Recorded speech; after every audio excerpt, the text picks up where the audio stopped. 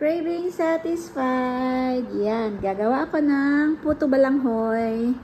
At ito yung ingredients ko, guys. Last week pa ako nag-crave ng puto balanghoy. Nakabili ako sa Asian shop ng frozen na kasaba. Ayan. Grated na siya at napiga ko na din. So, yan yung ating 1 kilo na kasaba. Then, meron tayong nyog.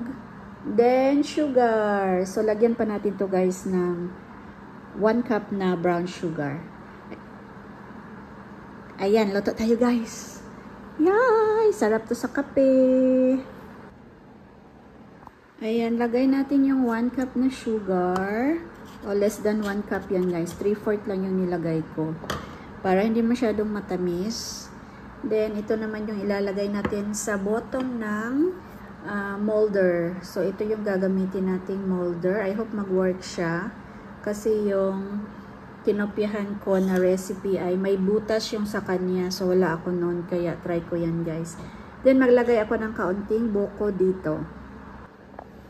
Yan, guys. Nilagyan ko ng buko. And then, i-mix na natin.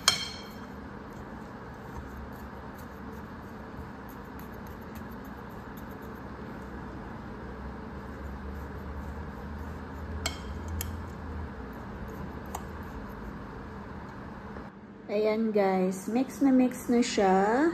Then ilagay ko yan siya dyan sa ating muffin molder. Ito din yung ginagamit ko sa aking puto cheese. Ayan, lagyan ko siya ng sugar dyan guys. Ayan, lagyan ko siya ng sugar sa top. Then ilagay ko yung mixture. Ayan na guys, nilagay ko na yung mixture ng puto balanghoy. Steam na natin. Yan, i-steam natin guys for 30 minutes. Kasi maliliit naman siya. Ayan. Takpan natin ng cheesecloth yung top ng steamer. So, ayan, wait natin 30 minutes para maluto yung ating puto balanghoy. Ayan na guys, luto na. Baliktarin natin. Lagay natin dito sa plate. Ayan. Yan na yung ating puto balanghoy. Looks yummy guys. Ayan na guys, luto na. Lagay natin dito sa plate. Ayan, meron akong isa. Ayan, madali siyang matanggal. Ayan, dagdagan ko kaunti guys. Punuin ko yung puto molder. Ayan. Yay! Hey! Successful! That's it guys. Kape tayo. Ayan. Marami pa akong natira. Isasalang ko pa yung iba. Ayan. Yay! Mao na ta magluto guys. Oh, sundog-sundog ra gud ta guys sa kuan. Sundog-sundog ra ta sa YouTube, sa mga reels. Na daghan na tay mahibaw-an.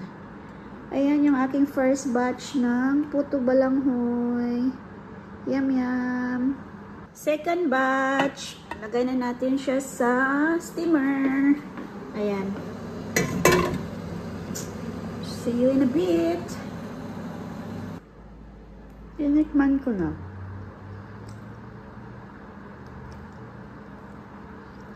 Yummy! Craving satisfied. Puto balanghoy. That's it guys. Second batch. Ayan na guys. Madali naman siyang matanggal. Ayan o. Then meron pa ako natirang kaunti. Isasalang ko pa siya. Ayan.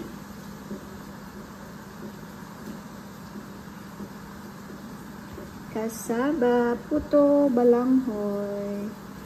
Meron siyang buko. Masarap siya guys. May buko. Ayan. Pusin na natin to guys. Then, makatatlong salang tayo kasi mayroon pa tayong natira. Ayan. Nagluluto din ako guys ng caldereta. Trinay ko din yung recipe na nakita ko sa caldereta. Na nakita ko sa reels. Ayan. Yan na yung second batch. Madami-dami din yung 1 kilo guys. Yan. See? Napapakulo ako ng aking caldereta. Yan. Nag-ano ako. Prito ng carrots sa patatas.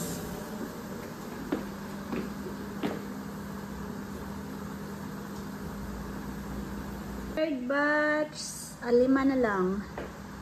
So, ayan. Salang natin, guys. Last one. Ayan na, guys. Luto na lahat. My last batch. Yan, 5 yung natira. Yan, luto na, guys. Aray, ang init. Kasi tanggal ko lang sa steamer. Yan, excited. Let's eat, guys. Kape na tayo. Ayan, ayan.